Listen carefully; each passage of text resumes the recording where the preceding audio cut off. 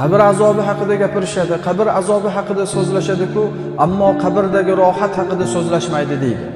Qabr ba'zi mu'min musulmonlar uchun rohatdir, farog'atdir. Hadislarimizda keladi.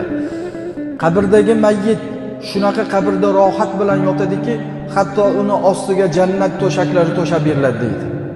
Qabrdagi mayyit qabrda shunaqa rohatda yotadiki, hatto unga jannat liboslari kiydirib qo'yiladi deydi. Qabr sohibi, qabrdagi mayyit shunaqa rohatda yotadiki, nasim shamol, jannat shamoli esib turadi. Jannat shamolini Alloh azza va jalla estirib qo'yadi deydi. Ba'zi bir musulmonlar qabrda shunaqa rohatda, farog'atda yotadiki, xuddiki yangi uylangan kuyov qanaqa qilib yotsa, xuddi shu kabi yotadi deydi. Yana hadislarimizda keladi, qabrdagi mayyitga bir dacha ochib qo'yiladi, xuddiki jannatdagi manzili, jannatdagi makonini Alloh azza va jalla ko'rsatib qo'yadi. Ana shuni ko'rib rohatda, farog'atda yotadi deydi.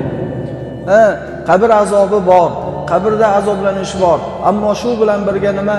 Ba'zi mu'min musulmonlar uchun qabr bu rohatdir, qabr bu farog'atdir.